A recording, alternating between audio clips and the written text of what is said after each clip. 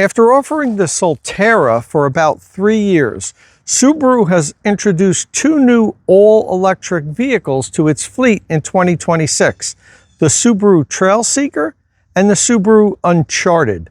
I'm standing here with a Subaru Uncharted GT. This vehicle has 338 horsepower, 323 pound-feet of torque, and can go 0 to 60 in about 4.5 seconds. But I won't be testing out its performance here today. We're going to be doing my 70-mile-an-hour highway range test with the Subaru Uncharted. Now, the Uncharted comes in 3 different variants. There's a front-wheel drive variant called the Premium. Then there's an all-wheel drive version called Sport, and then this is the top of the line GT. I'll get into the different trims and the cost once I'm in the car on the highway doing the range test. But first, I need to go to a DC fast charger, charge this guy up to 100%, head out onto the New Jersey Turnpike and drive it until the state of charge is 0. Let's get into it.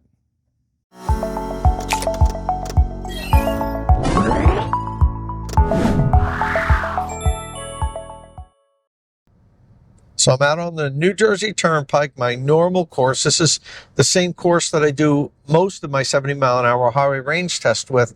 To make it fair and be able to compare range test to range test, I prefer to do them all in the same course. One of the things I can't control is the weather. Today's weather is nearly perfect. We're starting off the range test at 81 degrees.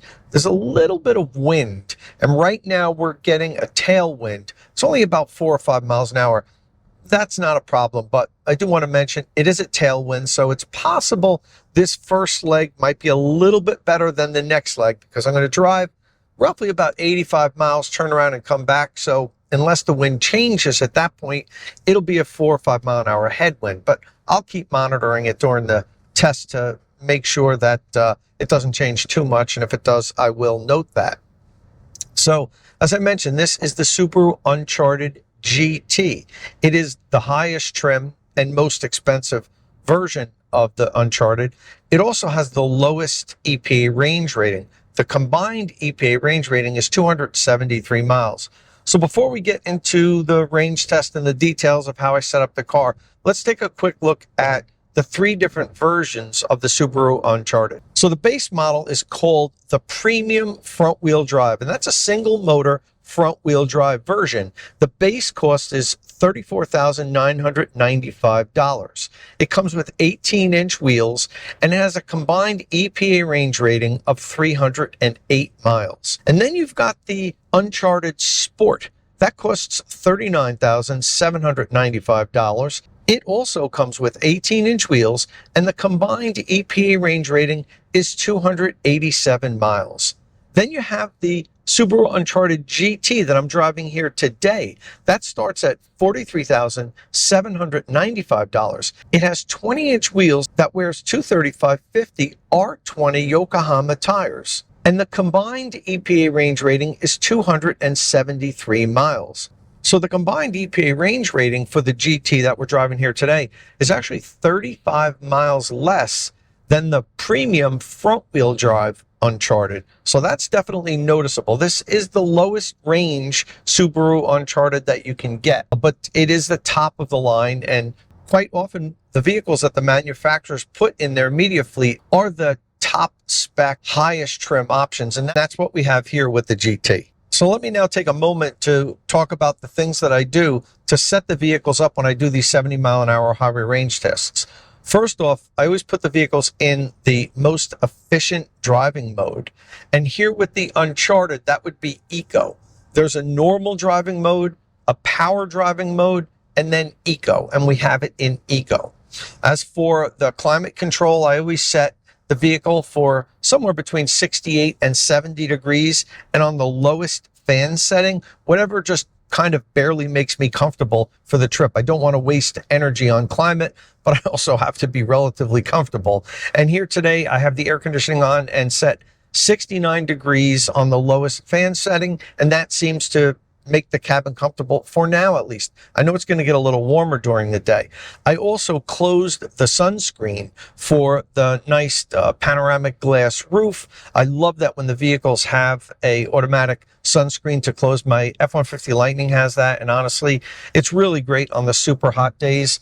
When I had my Tesla Model 3, that doesn't come with that. I had to buy an aftermarket one that kind of just snapped in, and they're a pain to take in and out. So I think it's really great when the manufacturer gives you an automatic opening and closing sunscreen, and you get that with the Uncharted GT. Okay, besides that, I also check the speedometer for accuracy, and I'm going to get over right now because the car in front of me is going really slow, and I don't want to slow up. All right, let me just pass him and get back in the middle lane. All right, I made the pass. I was talking about the speedometer. I always test the speedometers with GPS apps because typically the vehicle's speedometers run a little bit fast at highway speeds, and that was the case with the Subaru Uncharted. Set at 70 miles an hour, my GPS apps were reading 68 miles an hour, so I had to bump up the cruise control to 72 miles an hour, and we're going a true 70 miles an hour now. So I always note that the speedometers are usually 1 or 2 miles an hour off because the manufacturers get penalized. There's steep fines if their speedometers run slow, because then the person would be speeding and not know it. So to err on the side of caution, the manufacturer set the speedometer is like 1 or 2 miles an hour fast at highway speeds. And I want to make sure that we drive at 70 miles an hour. So we always test them with a couple of GPS apps that I have. So we're cruising along at 70 miles an hour now. We've got climate set. We've got the tire pressure set. I set the tires to the manufacturer's recommended tire pressure of 38 PSI. We're locked in at that. We've got the climate set at 69 degrees. We're cruising at 70 miles an hour. Got a little bit of a wind, but we're all set up. I will check back in at 75% state of charge when we are 25% through the range test. All right, at 75% state of charge, 25% of the range test is over, and I've gone 67.7 miles and have a consumption rate of 3.6 miles per kilowatt hour.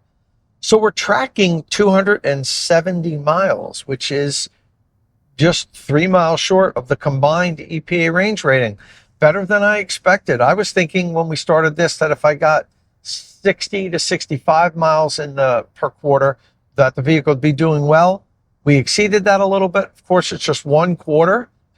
Not sure what's going to happen in the rest of the range test. All of the quarters aren't always equal.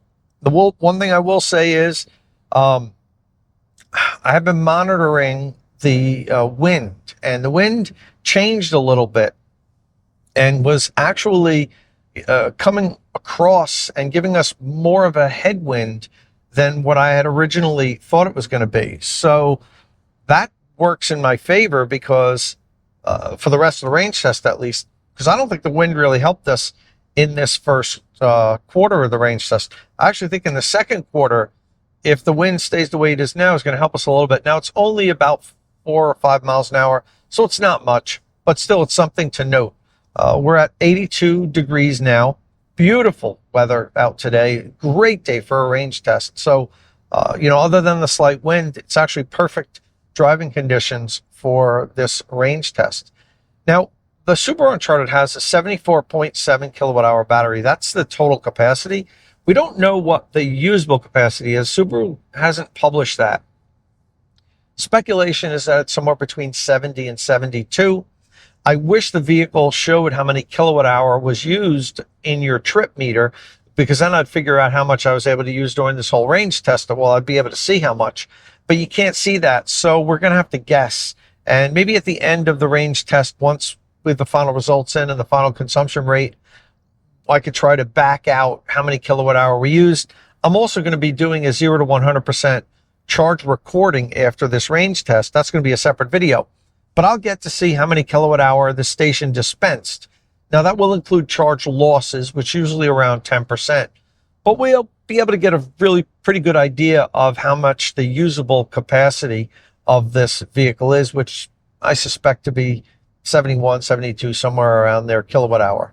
But okay, well, we'll continue driving and check back in halfway through at 50% state of charge. All right, checking back in at 50% state of charge, and something unusual happened.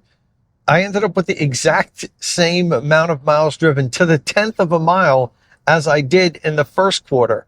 So from 100% down to 75%, we drove 67.7 miles. I did that again from 75% down to 50%, 67.7 miles. And we now have driven 135.4 miles. The real interesting thing is the consumption rate. It's up to 3.8 miles per kilowatt hour now. So went the same distance, but the consumption rate got better. Now, I will note that when I did the check-in at 25%, the consumption rate had just dropped down to 3.6. It was going between 3.7, 3.6, and 3.8 for most of that first 25%. And I had just finished climbing a little bit of an incline when I hit the 75% state of charge point. So the consumption rate was a little bit lower than it was just a minute or two earlier. But after that, it went up to 3.8 and it's been holding it the whole time. See, early in the range test, the consumption rate will change a lot when you haven't driven a lot of miles.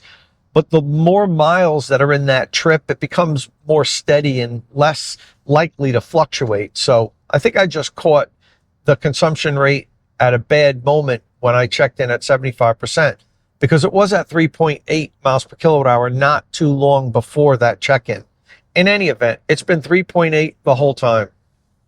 We're still tracking 270 miles, which is only 3 miles short of the EPA range rating. And I could usually squeak out a few more miles at the end of the range test.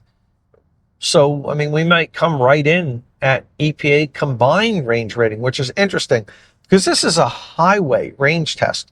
I don't have the highway EPA figures for this vehicle right now. It's actually hard to get. They don't publish them, but I have a way of getting into the EPA website and finding that through their data logs.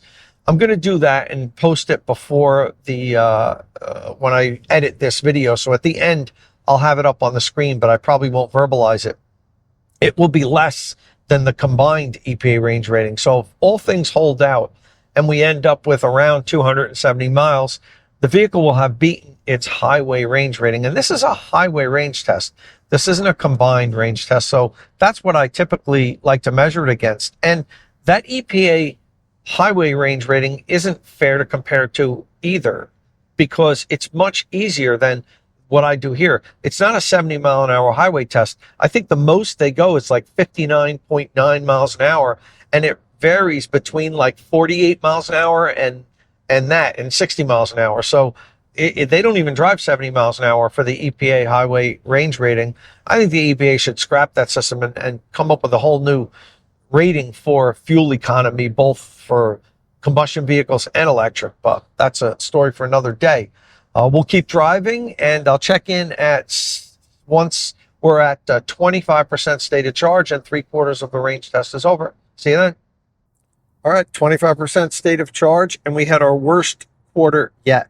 We only went 60 miles, and now we are at 195.4 miles driven, and the consumption rate has gotten a little bit worse, 3.7 miles per kilowatt hour. I suspect it was because during that quarter, pretty much the whole time, it was a headwind. That was a mild headwind. It was between 4 and 5 miles an hour, but pretty much that whole time, it was coming in kind of from the right front of the vehicle, almost a direct headwind. And that's enough to knock you down a little bit, but still not bad. I do not think now we are going to hit the 273 mile EPA combined average. I suspect we're going to come up somewhere around, I don't know, maybe 260 at this point, because we're at 195 miles driven. Vehicle's estimating it only has a little more than 60 miles to go. So, I mean, at best, we're going to get 260, 262, something like that. But who knows? Sometimes there's a little bit extra at the bottom, and we are able to squeak it out. We'll see soon at my next check-in. But for now, I'm enjoying driving the Uncharted. It's actually been a really pleasurable drive. Very comfortable seats. I like that it has the power lumbar support. I have a bad back, and frequently on these range tests, I just can't get comfortable. I was able to get nice and comfortable with this seat. Very nice. Climate control is very strong. I mean, I have it on the lowest setting, and the vehicle's nice and cool, and we're up to 87 degrees now. So it is warm out, and even on the lowest fan setting, the cabin is, I might have even knocked it down one fan setting if it went one lower, but it doesn't. So anyway, I've got to get over here. This is my exit. I'll check back in when we are on the final drive to the charger. I'm turning around now. See you then. All right, we are off the highway and about a half a mile to go. We're at 0% state of charge, and the vehicle is saying we have 1 mile remaining. It was a bit of a nail biter because the last about 5 miles I had a warning that said traction battery empty, output power reduced, charge vehicle now. But it didn't really reduce the power. I was able to maintain 72 miles an hour, well, 70 miles an hour, 72 on the speedometer. But now that I got off the highway, I could feel the pedal is super squishy. We might have a mile or two left in it. That's about it. I am currently at, let me see, 254.8, and we're like a quarter mile to the charging station. So we're going to finish up with 255 miles. So not great, not terrible. I'm disappointed that I wasn't able to get the highway range rating before this, but I will get that, and I'll put it probably like right here on the screen. So you will see what the highway EPA range rating was, but we are going to fall about 18 miles short of the combined EPA range rating, which most electric vehicles don't hit their combined EPA range rating when I do 70 mile an hour high range test. There's a few exceptions. There's vehicles like the Porsche vehicles. Porsche vehicles always far exceed their EPA range rating when we do these 70 mile an hour highway range tests. They're just geared for higher speed, better performance at highway speeds, I think. And they always outperform their EPA range. Most other vehicles don't, and this one is not going to. So let's see here as we pull in. This has the charge port on the front right of the vehicle, the passenger side, and it's a native NACS port. So let me see what we have here. Okay, not good, Electrify America. 1, 2, 3, 4, 5 stalls are not functioning. Let's take a picture of that. Not good, guys. You got to do better. You got to do better. Video. They're all taped off. So I was wondering why this whole half of the station was not being used. That's why they're not working. But luckily there's an open stall. Let me pull in, and then we will talk about the final results. Actually, there's somebody here working on them now. I hadn't noticed that. I'll take a picture of that. This guy's working on this unit, so something's going on here. All right, park. Let's take the final picture. And now the miles remaining say nothing. So before it said 1 as I was pulling into the lot, but now it says just ... So I think we pretty much drained it. All right, now it keeps, the traction battery empty thing keeps popping up. I have to quickly take a picture. I got it there. All right, let me write this down and we'll go over the final results of the Subaru Uncharted GT 70 mile an hour highway range test. Okay, in the first section, we went 67 miles and my consumption rate was 3.6 miles per kilowatt hour. From 75% down to 50%, we went 67.7 miles, again, the exact same amount, and we had driven 135.4 miles at that point, and the consumption rate went up to 3.8 miles per kilowatt hour. Then from 50% down to 25%, we went 60 miles even, and we were at 195.4 miles and a 3.7 miles per kilowatt hour consumption. Now from 25% down to 0, we went 59.7 miles. We're finishing up with 255.1 miles and a 3.8 miles per kilowatt hour consumption rate. That just went up when I got off the highway because it was 3.7 when I got off the highway and started this recording, and that notice, the traction battery empty, output power reduced, was covering where the consumption rate is. So I suppose driving that last mile off of the highway at low speeds pushed it up to 3.8 miles per kilowatt hour. But when you do the math, then that doesn't work out for the kilowatt hour that the battery has accessible that I was planning on. I was figuring on around 70 kilowatt hour usable on this pack, and that worked out with a 3.7 miles per kilowatt hour average. It actually was a little bit less. It was like 69-ish. But since they only do the tenths on the consumption, I didn't know if it's 3.66 miles per kilowatt hour or 3.75 or 3.74. If 7.5 would get rounded up, 3.74. So it's hard to tell when they only give you the tenth. But we finished up with 3.8 miles per kilowatt hour. I would say that it probably just rounded up to the 3.8. It might be 3.75 or 3.76 because it was 3.7 for the whole second half of that range test. It only went up to 3.8 when I got off the highway. So, all right, well, that's our final numbers for the Subaru Uncharted GT, don't forget, with the 20-inch big tires and wheels. Now, if this was the Sport Uncharted, that has an EPA range rating of 14 miles more, I would say at least 10 more miles on this highway range test, probably 265. If it was the front-wheel drive single motor premium Uncharted, that has an EPA range rate of 35 miles more than this.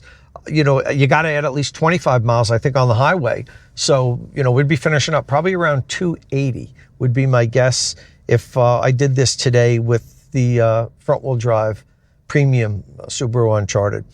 The weather was great. We did have a little wind to contend with, but I mean, now it's 85 degrees. It had gotten up to 88 degrees during this range test, and now it's starting to cool off a little bit later in the afternoon. So the temperature was perfect. I love doing range tests in the middle of the 80s. That seems like when the batteries love that temperature the most, that you can squeeze the most out of them when they're kind of right in that temperature range. So, oh, well, that's all we have here today.